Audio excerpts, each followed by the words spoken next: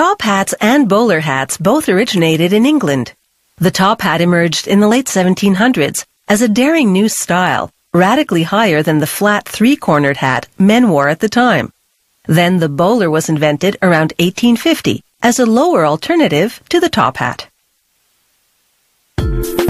Today, even women wear bowlers.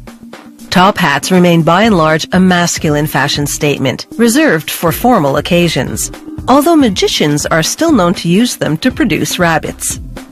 At the hat factory, workers spray a fine mist of water on hoods, pre-cut hat forms made of 100% wool felt. After the moisture penetrates overnight, they steam them for about 2 minutes. The moisture and heat deactivate a chemical stiffener in the felt, making the material malleable. Then they place the hood in an aluminum top hat mold, which applies heat and pressure simultaneously. They place a string in a groove along the perimeter and pull. This rolls back the edge of the felt to form a rim. Then they trim off the excess felt. After about 90 seconds of molding at approximately 110 degrees Celsius, they remove the string and open her up. The top hat is now dry and fully shaped. However, the felt is still malleable, so to reactivate the stiffener and lock in the shape, they set the hat aside for about 30 seconds to cool. To make a bowler hat, the process up to that point is identical, but with a bowler-shaped mold. For both hat styles, it takes 2 sets of hands to pull the hood taut over the bottom part of the mold to avoid creating pleats or creases. There's a separate mold not for just each hat style, but for each size of each style. After the bowler comes off the mold and cools, they give it a second, more precise trimming.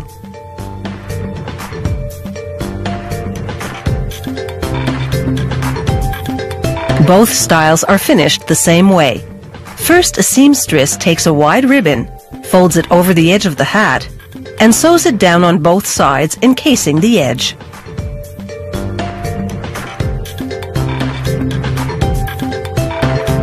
Another seamstress uses a gold leaf stamping machine to apply the traditional British milliner's crest and Made in England to the hat's lining. The lining fabric is a silk satin blend. She sews the stamped top piece to the side piece. The machine automatically pleats at regular intervals, so the lining will lie flat against the hat's crown. Bowler hats are more rigid than top hats, so they require an extra application of stiffener inside the crown. Once the stiffener dries thoroughly, which takes the better part of a day, the hat is ready to receive its elegant lining. They attach it with hot glue, which dries almost instantly.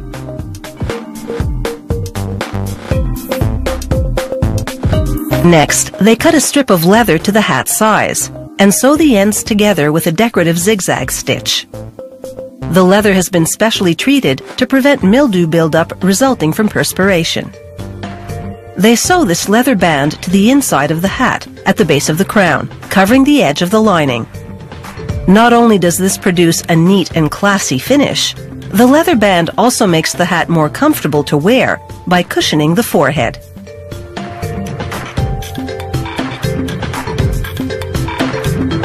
Now it's time to finish the outside of the hat. First, they hot glue a cotton ribbon around the base of the crown.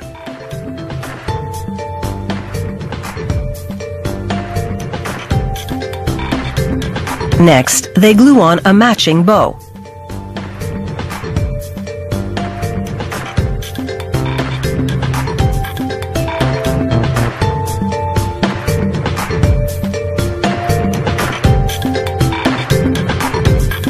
The grand finale is a small silk satin bow on the interior leather band. Then below that, the manufacturer's label. A few taps with the sticky side of adhesive tape easily remove lint, dust, and wayward strands of hot glue. These elegant toppers and bowlers are the product of several experienced, skilled craftspeople. Hats off to them!